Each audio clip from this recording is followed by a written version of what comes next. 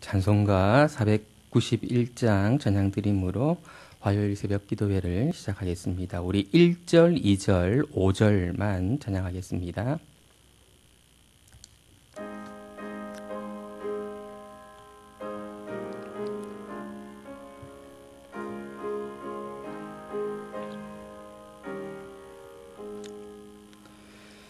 저 높은 곳을 향하여 날마다 나아갑니다. 내 뜻과 정성 모아서 날마다 기도합니다. 내 주여 내 맘 붙드사 그곳에 서게 하소서. 그곳은 빛과 사랑이 언제나 넘치옵니다.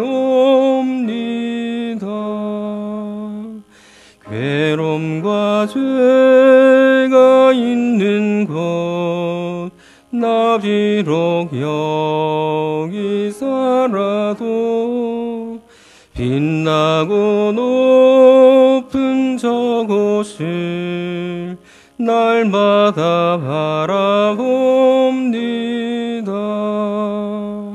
내 주여 내 맘 붙드사 그곳에 있게 하소서. 그곳은 빛과 사랑이 언제나 넘치옵니다. 내 주를 따라 올라가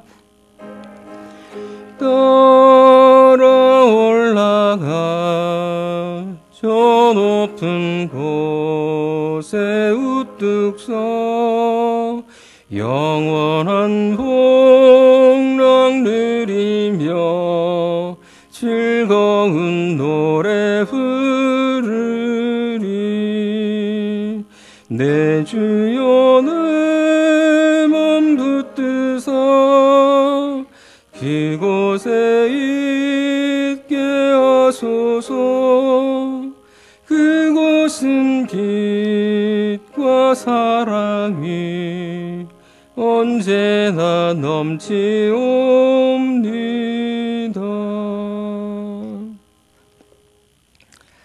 네, 함께 묵상하실 하나님의 말씀은 이사야 65장입니다.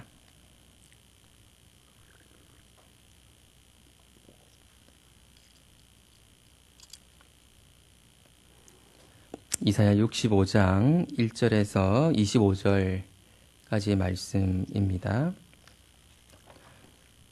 좀 길기 때문에 우리 1절, 2절 그리고 17절부터 25절까지 봉독하겠습니다. 교독하도록 하겠습니다. 1절, 2절입니다.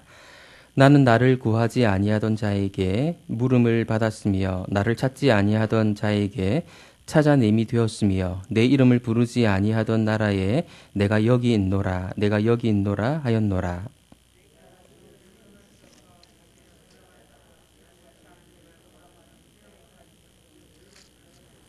17절입니다. 보라 내가 새 하늘과 새 땅을 창조하나니 이전 것은 기억되거나 마음에 생각나지 아니할 것이라.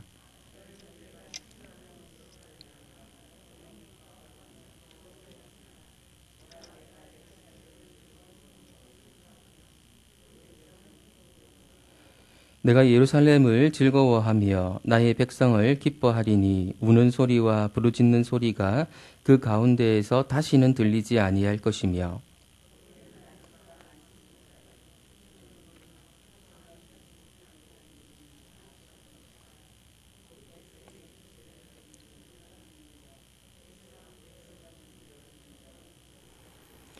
그들이 가옥을 건축하고 그 안에 살겠고 포도나무를 심고 열매를 먹을 것이며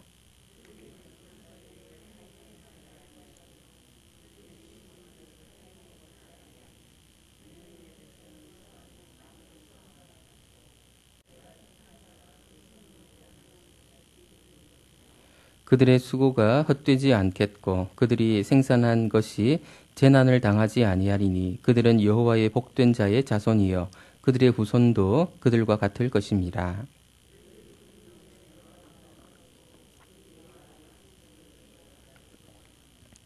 같이 보겠습니다. 이리와 어린 양이 함께 먹을 것이며 사자가 소처럼 짚을 먹을 것이며 뱀은 흙을 양식으로 삼을 것이니 나의 성산에서는 해함도 없겠고 상함도 없으리라. 여호와의 말씀이니라. 아멘. 오늘 본문은 어제 본문에 기록되어 있었던 선지자의 기도에 대한 하나님의 응답 부분입니다.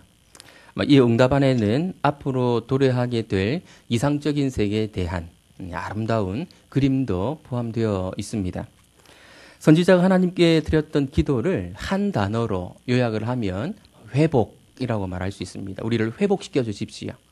출애굽 때 하나님께서 하셨던 것처럼 우리를 놀랍게 회복시켜 주십시오라는 기도였습니다. 그리고 마지막에 이렇게 질문하면서 또 하소연하면서 자신의 기도를 마무리했었는데요. 64장 12절을 보시면요.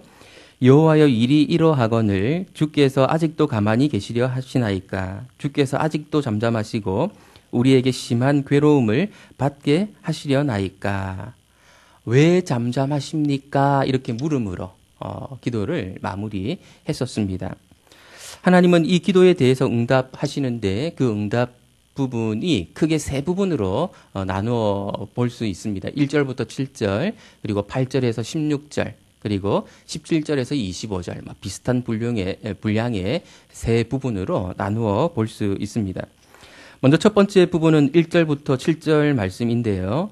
왜 잠잠하십니까? 라는 이 질문에 대해서 하나님은 지금까지 잠잠하지 않았고 앞으로도 잠잠하지 않을 것이라고 답변하십니다. 우리 1절, 2절 말씀 다시 한번 같이 읽어보겠습니다. 나는 나를 구하지 아니하던 자에게 물음을 받았으며 나를 찾지 아니하던 자에게 찾아냄이 되었으며 내 이름을 부르지 아니하던 나라에 내가 여기 있노라 내가 여기 있노라 하였노라. 내가 종일 손을 펴서 자기 생각을 따라 옳지 않은 길을 걸어가는 패역한 백성들을 불렀나니. 쉽게 말하면 하나님은 결코 잠잠하지 않았다 이렇게 답변하시는 것입니다. 백성들은 구하지 않고 찾지 않고 부르지 않았지만 오히려 하나님이 발견되려고 백성들에게 다가가셨다 이렇게 말씀하십니다. 내가 여기 있노라 내가 여기 있노라 했다는 것이고요. 심지어 종일 손을 펴서 백성들을 불렀다고 말씀하십니다. 도대체 하나님이 언제 그렇게 하셨을까요? 하나님이 이렇게 하셨다는 내용이 구약 어딘가에 기록되어 있는 것을 보신 적이 있으십니까? 선지자들을 보내셔서 하나님의 말씀을 전하게 하심으로 이렇게 하셨다는 것이죠. 그러니까 선지자들을 통해서 이런 일들을 하신 것을 통해서 하나님은 백성들에게 자신을 드러내시고 알게 하시려고 발견케 하시려고 애쓰셨다 이렇게 말씀하시는 것입니다. 하나님의 말씀이 전해지던 이런 방식을 잘 생각해 봐야 합니다. 하나님은 오늘날에도 신실한 사역자들을 통해서 말씀하시기를 즐겨 하실 것이기 때문입니다. 그래서 말씀이 선포되는 이런 자리를 대수롭지 않게 여기서는 안 되는 것이지요.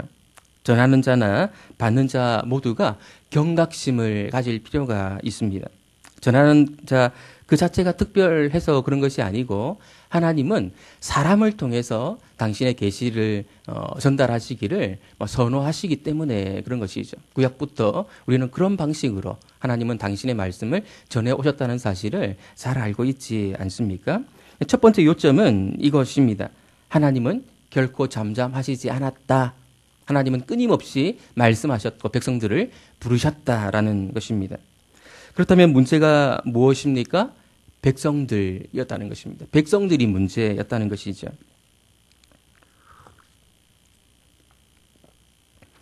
백성들의 잘못된 신앙생활이 하나님의 접근을, 하나님의 응답하심을 차단했다는 것입니다. 그들의 모습을 하나님은 한마디로 이렇게 평가를 하십니다. 자기 생각을 따라 옳지 않은 길을 걸어가는 패역한 백성들. 도대체 이들이 어떻게 신앙생활을 했길래 하나님은 그들을 이렇게 평가하시는 것일까요? 이들의 모습을 조금 자세히 한 절 한 절 살펴보면서 우리 자신의 모습도 돌아보는 그런 시간이 되었으면 좋겠습니다. 3절 말씀을 보면요. 곧 동산에서 제사하며 벽돌 위에서 분향하여 내 앞에서 항상 내 노를 일으키는 백성이라.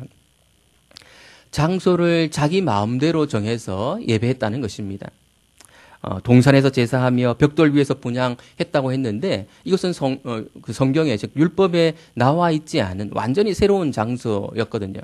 이들이 왜 이런 곳에서 제사하고 분향했는지 그 이유를 정확히 알 수는 없지만 아마도 이후에 나오는 내용들과 비교해서 살펴보면 이교 제의의 방식을 따랐던 것이 아닌가 이렇게 추측해 볼 수 있습니다. 사실 이렇게 어느 장소에서 이런 식으로 제사하고 분향하라라고 하는 것은 하나님의 말씀에 순종하기에 가장 쉽고 또 기본적인 그런 순종의 모습이라고 말할 수 있거든요. 근데 순종하기 어렵지 않은 이런 기본적인 일들을 소홀히 여기는 지점에서부터 불순종이 자라기 시작하는 것이죠. 그래서 쉬운 것, 기본적인 것 이런 것들을 우리가 충실하게 따르려고 했을 필요가 있습니다. 헌금을 미리 잘 준비해서 하나님께 드리는 일은 결코 어려운 신앙행위가 아니지 않습니까? 그럼에도 불구하고 주일에 닥쳐서 지갑에 있는 돈 아무 돈이나 꺼내는 그런 헌금 생활을 하는 것에서부터 불순종이 자라기 시작하는 것이죠. 4절 말씀 같이 보겠습니다. 그들이 무덤 사이에 앉으며 은밀한 처소에서 밤을 지내며 돼지고기를 먹으며 가증한 것들에 국을 그릇에 담으면서. 그들이 무덤 사이에 앉으며 은밀한 처소에서 밤을 지냈다는 말은 그들이 초자연적인 계시, 하나님의 뜻을 알기 위해서 이교 제의의 방식을 따랐다는 말입니다. 이교 제의에서 신의 뜻을 받는 가장 중요한 방식은 죽은 자들과 접촉하는 것이었거든요. 그래서 무덤 사이에 앉아서 밤을 지새는 이런 행위를 했던 것이지요. 우리는 신명기 말씀에서 신접한 자를 추방하라는 그런 하나님의 명령을 읽은 바가 있습니다. 이 방식은 결코 하나님께서 원하시는 방식이 아니지요. 돼지고기는 부정한 동물이기 때문에 먹을 수 없도록 규정된 그런 동물이었음에도 불구하고 먹었다고 말하고 있고요. 가증한 것들이라고 하는 것은 화목제를 드리고 난 그 희생 제물의 고기를 정해진 기간 안에 다 소모를 해야 되는데 그렇지 않고 그 기간이 지났음에도 불구하고 그것을 먹었다는 뜻입니다. 그것은 가증한 것이 되었음에도 불구하고 그것을 먹었다는 말입니다. 쉽게 말하면 그들은 하나님이 그들을 구별되게 하신 일에 대해서 대수롭지 않게 여겼다라는 것입니다. 그들이 구별되어야 세상을 바로잡을 수 있는데 세상을 바로잡는 일에 그들은 관심이 없었다는 것이지요. 오늘 우리도 우리의 구별됨에 관심이 없는 것은 아닌지 돌아볼 필요가 있습니다. 단지 세상 사람들처럼 편안하게 사는 일에만 우리의 모든 관심이 집중되어 있는 것은 아닌지 나의 신앙생활의 모습을 잘 돌아볼 필요가 있습니다. 하나님의 백성이라 자부하는 사람들의 충격적인 모습은 여기서 끝이 아닙니다. 5절 말씀 우리 같이 한번 읽어보겠습니다. 사람에게 이르기를 나는 너보다 거룩함이라 하나니 이런 자들은 내 코에 연기요 종일 타는 불이로다. 구별됨에 사실상 관심이 없음에도 불구하고 등급으로는 구별되기 원한다는 것입니다. 나는 너보다 더 거룩하다라는 말을 하고 싶어 한다는 것이죠.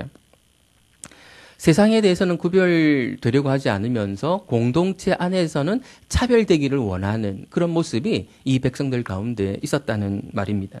이런 태도는 공동체의 하나됨을 저해할 뿐 아니라 분열을 조장하는 것이죠. 이렇게 분열을 조장하는 행위에 대해서 하나님의 분노가 조장되고 있다고 말합니다. 이런 자들은 내 코에 연기요 종일 타는 불이로다.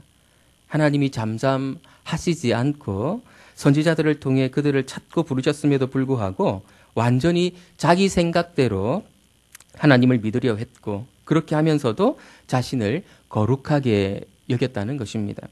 믿는다 하면서도 자기에게 익숙한 방식대로 살아가는 그런 사람들이 적지 않습니다. 복음을 듣고 배운 대로 살아가야 되는데 어릴 때 자기가 본 대로 살아가는 그런 사람들이 적지 않습니다. 그렇게 살아가면서도 자기가 좋은 그리스도인이라고 생각하기 쉬운 것이죠. 우리는 이 부분들을 한번 잘 생각해 봐야 됩니다. 이 당시에 하나님의 백성이라 불린 사람들도 이렇게 자기 생각대로 살아가면서도 거룩한 백성이라고 여겨지기를 좋아했거든요. 우리 역시 그럴 수 있다는 것이죠. 이런 사람들에 대해 하나님은 잠잠하지 않을 것이라고 말씀하십니다. 우리 6절, 7절 말씀 같이 한번 읽어보겠습니다. 보라, 이것이 내 앞에 기록되었으니 내가 잠잠하지 아니하고 반드시 보응하되 그들의 품에 보응하리라. 너희의 죄악과 너희 조상들의 죄악은 한 가지이니 그들이 산 위에서 분향하며 작은 산 위에서 나를 능욕하였습니다. 그러므로 내가 먼저 그들의 행위를 헤아리고 그들의 품에 보응하리라. 여호와가 말하였느니라. 보응하겠다는 말은 심판하겠다는 그런 말입니다. 하나님은 결코 잠잠히 계시지도 않았지만 이스라엘의 잘못된 신앙 행위에 대해서 잠잠히 계시지도 않을 것이라고 말씀하십니다. 하나님은 우리의 행위에 대해서 반드시 심판하실 것입니다.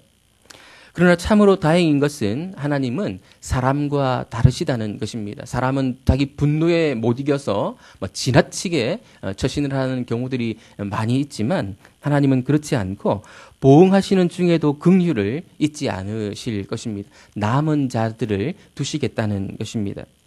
8절부터 16절에 나오는 내용은 남은 자들인 하나님의 종들과 그 반대편에 있는 너희, 자기 생각대로 살면서 옳지 않은 일을 행하는 패역한 백성들을 가리키는 것이죠. 이 너희를 대비하면서 하나님의 종들에게 주어질 축복을 강조하고 있습니다. 회복을 요구했던 선지자의 기도에 대한 두 번째 응답이라고 말할 수 있는데요. 하나님은 당신의 백성들을 회복시켜 주시지만 모든 백성들을 회복시켜 주시는 것은 아니고 하나님의 종들, 남은 자들을 회복시켜 주실 것이다. 이렇게 답변하시는 것입니다. 이 단락도 크게 두 부분으로 나누어 볼 수 있는데요. 8절부터 12절 그리고 13절부터 16절입니다. 이 두 단락의 내용은 서로 비슷합니다. 8절부터 12절에 나오는 내용은 하나님의 종들에게 주어질 축복을 길게 소개하고 난 이후에 너희가 받을 심판을 또 길게 소개하는 이런 방식으로 되어 있고 13절부터 16절은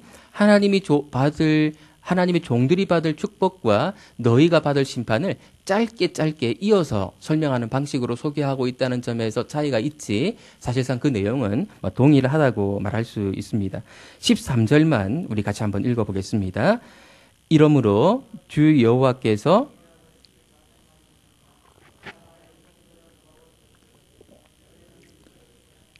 보라 나의 종들은 마실 것이로되 너희는 길할 것이니라.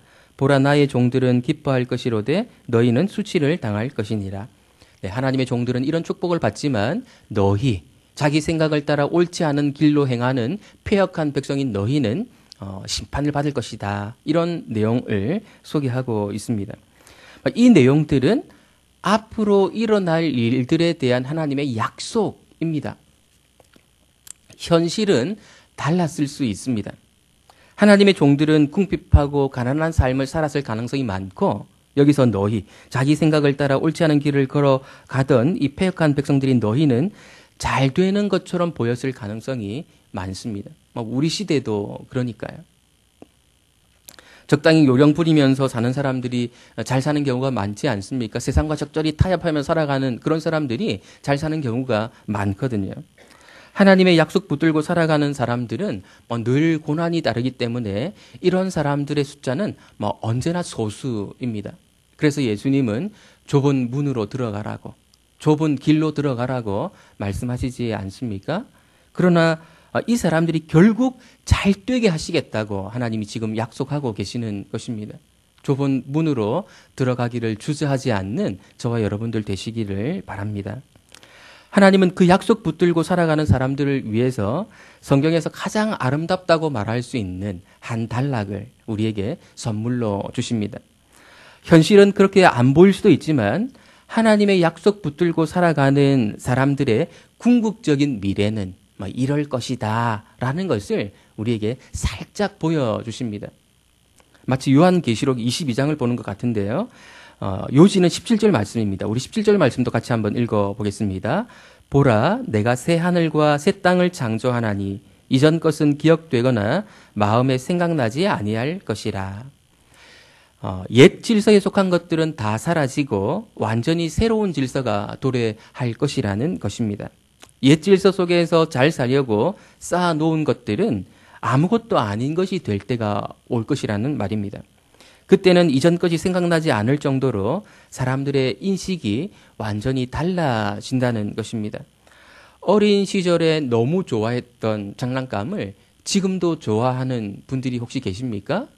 그런 분들 안 계시겠죠. 우리의 인식이 달라졌기 때문에 예전에 좋아했던 것들 이제는 별것 아닌 것이라는 것을 잘 알고 있지 않습니까? 지금 우리가 너무 매력적이라고 느끼는 것들, 저것만 있으면 부러울 것이 없겠다고 생각되는 그 것들이 언제 그랬나는 듯이 별것 아닌 것으로 여겨질 때가 올 것이라는 것입니다. 과거에 있었던 것들이 기억나지 않을 그런 때가 오리라는 것입니다. 이렇듯 세상의 변화가 얼마나 심한지 그것을 새 하늘과 새 땅이라고 표현하고 있는 것이죠. 새 하늘과 새 땅을 한자어로 줄여서 표현하면 뭡니까? 신천지. 네, 이 단어를 이단이 선점해 버려서 우리가 사용하기가 좀 어색한 그런 단어가 되어 버렸습니다. 하나님께서 당신의 종들에게 약속한 미래는 간단히 말하면 신천지입니다. 새 하늘과 새 땅인 것이죠. 새 하늘과 새 땅에서의 삶은 어떨까요? 18절에서 25절이 이를 자세히 묘사하고 있습니다. 앞으로 우리가 살게 될 세상의 모습이기도 한데요. 한번 같이 살펴보겠습니다. 그 전에 먼저 기억해야 될 것은 새 하늘과 새 땅에서의 삶을 묘사하는데 현재 삶의 여러 가지 측면들을 가지고 묘사하고 있다는 것입니다. 그럴 수밖에 없겠지요. 앞으로 도래할 세상에서의 삶을 어떻게 그 시대의 표현들로 묘사할 수가 있겠습니까? 현재 우리 삶의 여러 가지 측면들로 묘사하고 있을 수밖에 없지만 그 내용들을, 그 표현들을 능가할 것이라는 사실을 우리가 예측하면서 이 표현들을 한번 살펴보도록 하겠습니다. 먼저 18절부터 20절을 같이 한번 읽어보겠습니다. 너희는 내가 창조하는 것으로 말미암아 영원히 기뻐하며 즐거워할지니라. 보라,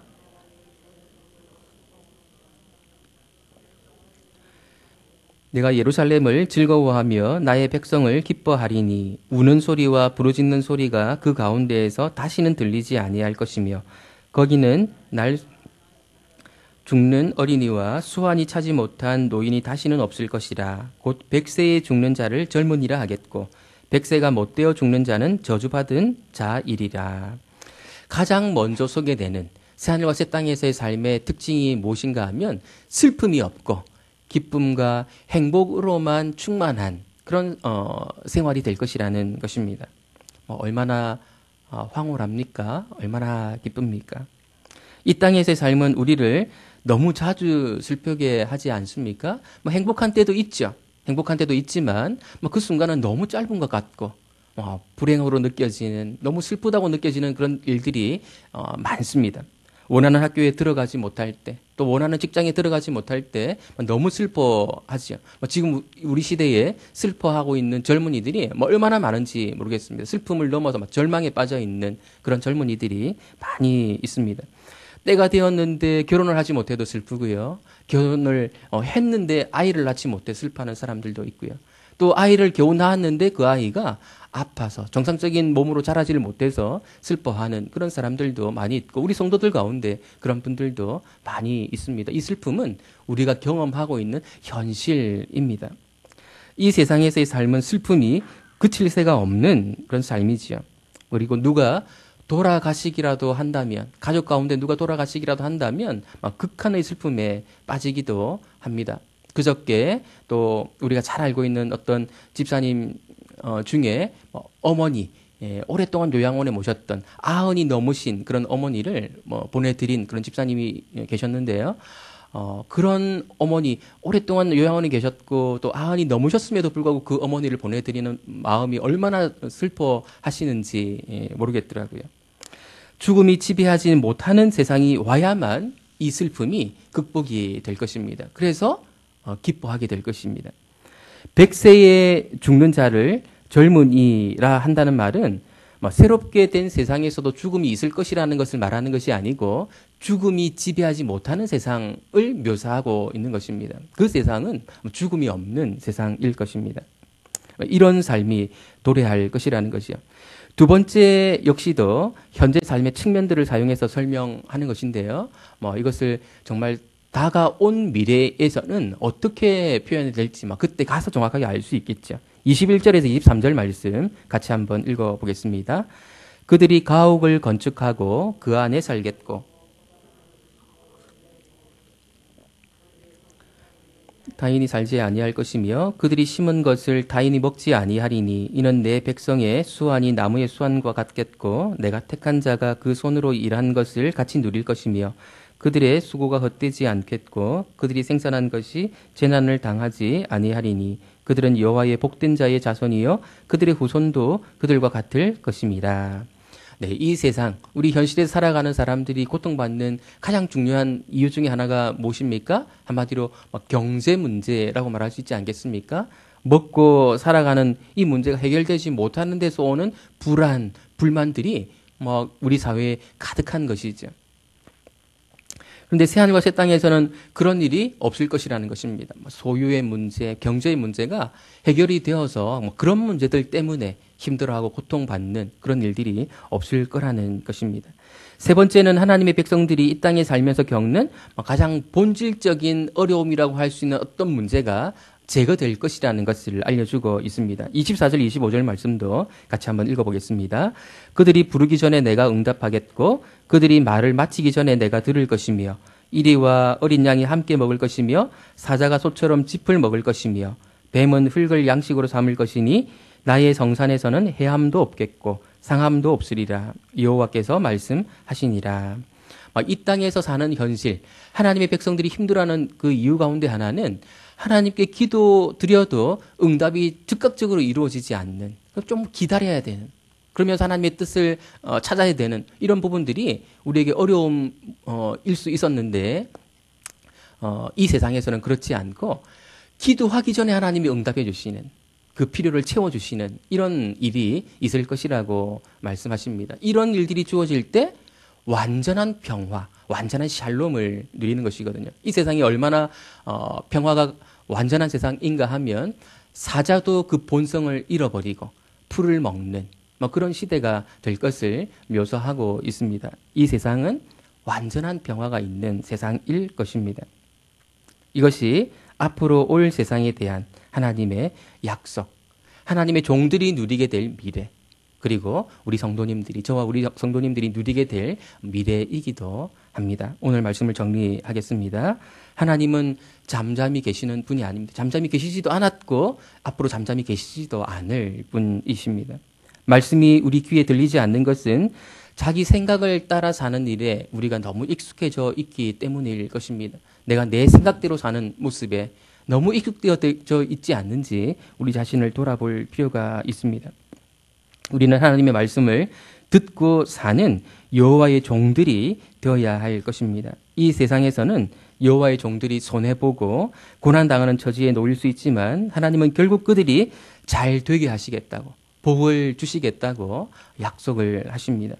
이렇게 이 약속을 붙들고 살아가는 사람들이 살게 될 새하늘과 새 땅의 모습을 이렇게 오늘 본문을 통해서 우리에게 보여주셨습니다.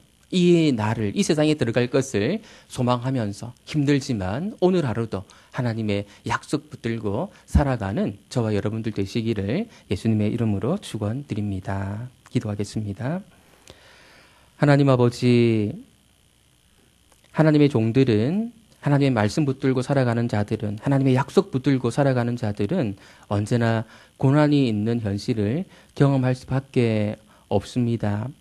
그런 자들에게 하나님이 오늘 약속하시며 큰 위로를 알려주십니다. 새하늘과 새 땅에 들어갈 새하늘과 새 땅에서의 삶의 모습을 우리에게 보여주심으로 그 축복을 허락해 주시겠다고 약속하시며 하나님의 종들을 격려하십니다.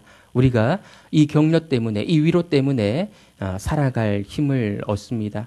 앞으로 우리에게 약속된 이 미래의 삶을 바라보면서 오늘 현실도 힘들겠지만 또 하나님의 이 약속 붙들고 살아갈 수 있는 힘을 내어 살아갈 수 있는 그런 우리 모두가 될 수 있도록 은혜 내려 주옵소서. 예수님의 이름으로 기도드립니다. 아멘. 하늘에 계신 우리 아버지여, 이름이 거룩히 여김을 받으시오며 나라의 임하옵시며 뜻이 하늘에서 이룬 것 같이 땅에서도 이루어지이다.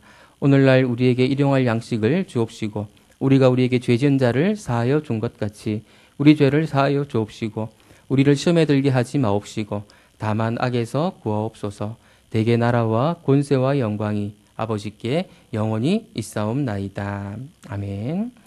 네, 오늘 한 두 가지 정도 또 기도 제목을 함께 나누도록 하겠습니다. 오늘 하루도 내 생각대로 살지 않도록 주의하겠습니다. 나에게 익숙해진 생활 방식이 혹 십자가의 길과 많이 다른 삶의 방식은 아닌지 돌아보면서 살아가겠습니다. 이렇게 기도했으면 되겠고요. 또 코로나19의 위협이 계속되고 있습니다. 교회에서도 확진자가 나오고 있고요. 또 목회자가 또 확진자가 되는 그런 뉴스를 보고 있습니다. 그 위협에 위축되기보다는 하나님이 약속하신 새하늘과 새 땅을 바라보므로 오늘 하루도 하나님이 우리에게 맡겨주신 사명에 충실한 하루가 되기 원한다고 그렇게 우리 기도하시고 또 이후 시간 자유롭게 기도하시다가 돌아가시겠습니다.